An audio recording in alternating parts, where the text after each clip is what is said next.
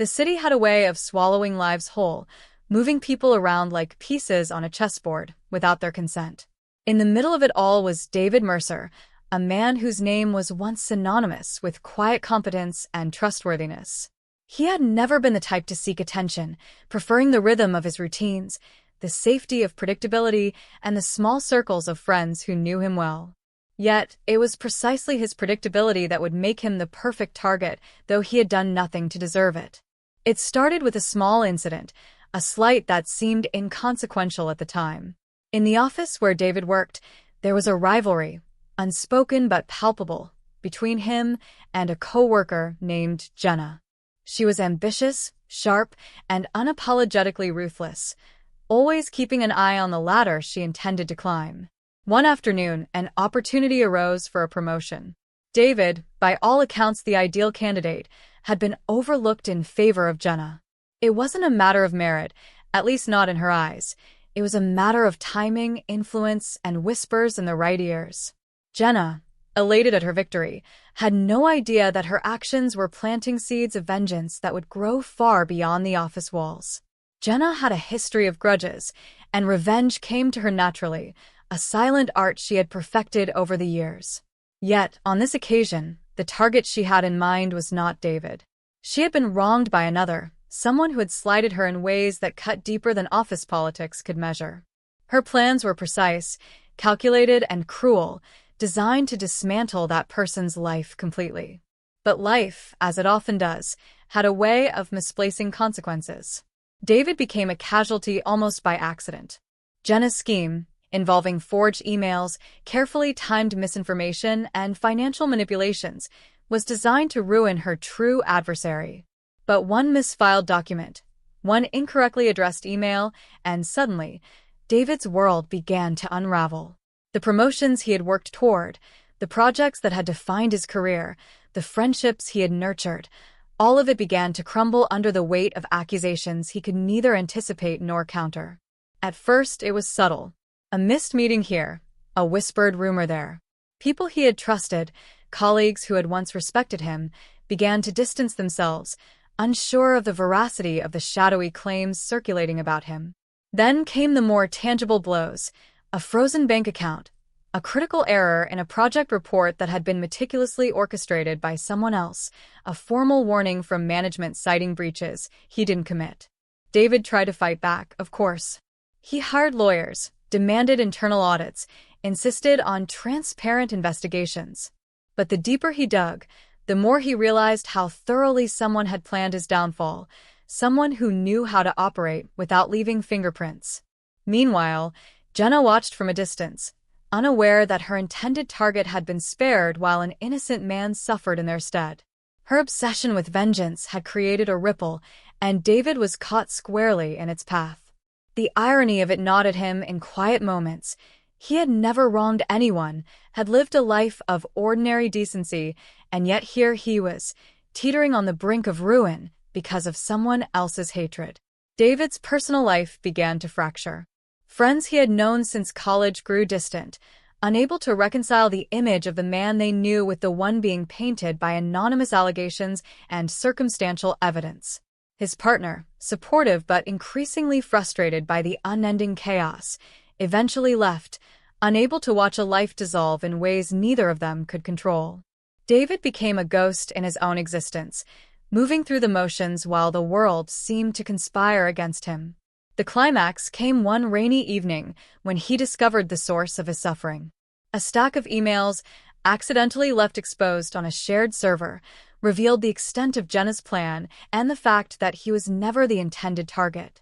The realization was both devastating and strangely liberating.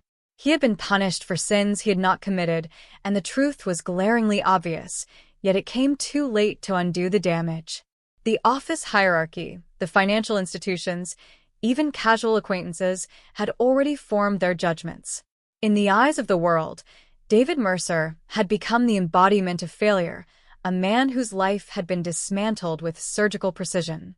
Jenna, on the other hand, remained largely untouched, her revenge fulfilled in ways she hadn't anticipated, yet blissfully unaware of the collateral damage she had wrought. David, however, learned that vengeance was indiscriminate, that the world had no loyalty to innocence, and that sometimes the wrong person paid the price for someone else's fury. In the aftermath, he vanished from the city, taking with him the lessons of cruelty, misfortune, and the fragility of trust. Years later, whispers of his story would circulate in hushed tones among the same corridors where his life had been destroyed. The wrongful victim, they called him, a cautionary tale of how one person's desire for revenge could irreparably harm another, leaving scars that no apology, no explanation, could ever erase. David Mercer became a legend not for what he had done, but for what had been done to him, a stark reminder that the machinery of vengeance rarely distinguishes between the guilty and the innocent.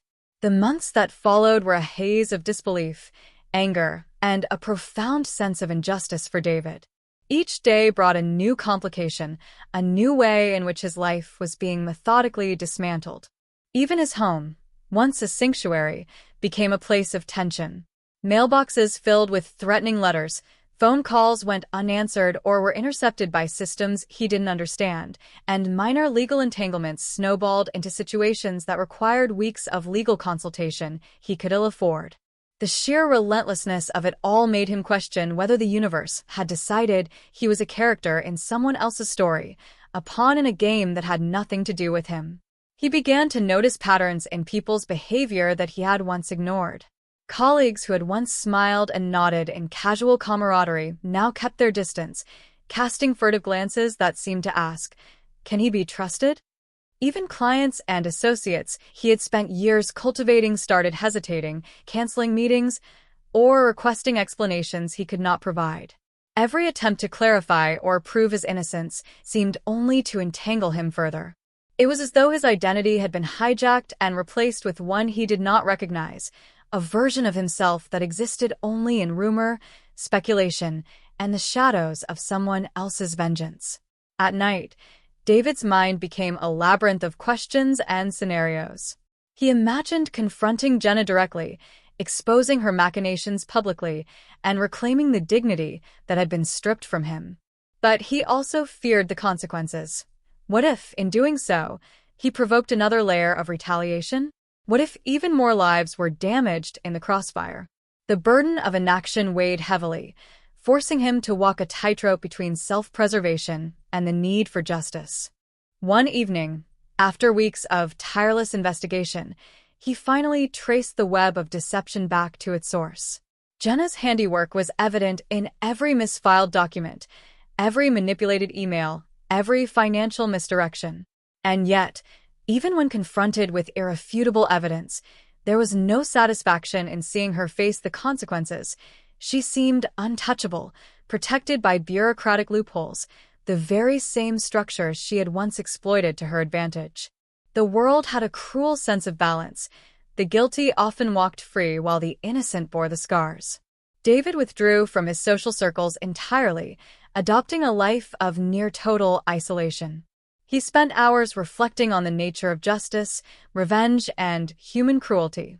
What troubled him most was not the personal loss, though that was considerable, but the realization that the machinery of vengeance did not recognize fairness.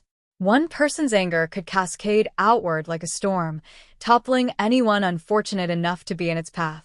He began writing in secret, documenting every detail of his ordeal, not as a means of catharsis, but as a record of what could happen when malice went unchecked. Strangely, amidst the wreckage of his life, David discovered a resilience he had never known. He learned to navigate a world that had rejected him, developing skills in anonymity, discretion, and subtle influence. Though he could not reclaim what had been stolen, he found ways to protect himself, to move quietly yet effectively, building a life that was invisible to the forces that had once conspired against him. It was a life of caution, certainly, but also a life of hard-earned insight, a testimony to the human capacity to endure, adapt, and survive even when the odds seem insurmountable. Meanwhile, Jenna continued her ascent, oblivious to the ruin left in her wake. Her victories felt hollow in retrospect, tainted by the knowledge that the harm she had intended for one person had landed on another. Yet, her conscience, if it existed at all, was buried beneath layers of ambition and self-interest. In her mind, she had achieved justice for herself, blind to the collateral damage she had inflicted. David Mercer, the wrongful victim, became a shadow story in the city's collective memory. People would speak of him in hushed tones, an invisible cautionary tale whispered in the hallways of offices, in the quiet corners of cafes, and in the fleeting exchanges of commuters. His story became a symbol of how fragile human reputation can be, how easily life can be derailed by the ambitions and resentments of others, and how often the innocent bear the consequences of a vendetta never meant for them. In time, David realized that revenge, when pursued with precision and intensity, rarely hits its intended target. It ricochets unpredictably, a chaotic force that can demolish lives indiscriminately. And yet, he also understood that one could survive it, not unscathed, but with a clarity of perspective that the perpetrators themselves often lacked. He would carry the memory of injustice, yes, but he would also carry the knowledge that, even in the shadow of ruin, life could continue. The world had attempted to break him, but he had endured, becoming an unlikely testament to the resilience of the human spirit. David's existence settled into a kind of suspended animation. Days blended into nights, and the city continued its indifferent spin around him, oblivious to the wreckage left in the wake of one woman's vendetta. He became a master of invisibility, moving through streets without being noticed, conducting business with careful precision, avoiding any entanglement that could invite attention or suspicion. Yet, despite his outward composure, the scars remained. Every relationship he attempted to rebuild was shadowed by the knowledge that even the closest bonds could be severed by misinformation, by chance, by someone else's grudge. It was in these quiet moments of reflection that David began to understand the deeper mechanics of revenge. It was not a simple equation of wrong and punishment. It was a chaotic, self-propagating force. Jenna's actions had been meticulously calculated, yet they had cascaded unpredictably, hitting him where she had never intended. He realized that the world had no innate moral compass. Innocence offered no protection, and effort, loyalty, and decency were not shields against the storms generated by others' malice. Every day became an exercise in vigilance, a test of whether he could live without allowing bitterness to consume him entirely.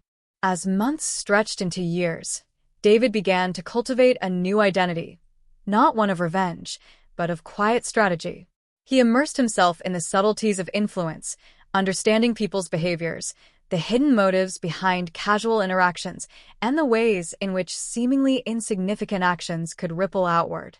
Slowly, almost imperceptibly, he built a life that was resilient, self-contained, and impervious to the whims of others.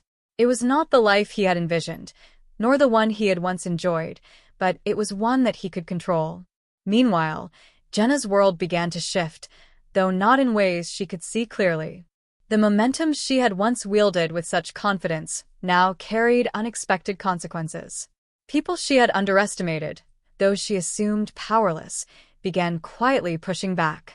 Her colleagues, inspired by the story of David's downfall, grew wary of her manipulations. Subtle forms of resistance, ignored messages, minor bureaucratic obstacles, withheld information, started to erode the smooth path she had relied upon. She remained oblivious to the fact that the very same chaos she had unleashed upon David was now encroaching on her, a silent feedback loop of actions and consequences. David observed this from the periphery. He never sought vengeance, never plotted retaliation, but he understood the poetic justice of life's timing. The same forces of miscommunication, rumor, and ambition that had destroyed him were slowly shaping a new reality for Jenna. He felt no joy in her struggles, only a quiet acknowledgement of the balance that the world, eventually, seemed to impose. Life, in its indifferent way, had a tendency to right itself, not through the hands of those seeking revenge, but through the ripple effects of their own unchecked actions. One evening, standing on a rooftop overlooking the city, David felt the first sense of peace he had experienced in years. The lights of the streets below shimmered in the rain, indifferent, unstoppable, yet somehow reassuring in their constancy. He had survived the storm, not because justice had been delivered, but because he had adapted, endured, and refused to let the destruction define him entirely. He realized that the true power lay not in revenge, nor in the manipulation of others, but in the ability to reclaim one's life, even when the world seemed determined to take it away. He became, in a way, a legend of quiet resilience. Those who knew fragments of his story would speak of him with a mix of awe and pity, the man who had been destroyed by another's malice yet had found a way to endure, to rebuild, and to exist with purpose once more. And while Jenna continued her ascent, her victories increasingly hollow, David moved through the world unseen but unbroken, a living testament to the unpredictable consequences of revenge, and to the human capacity to survive, even when fate and fury conspire against you.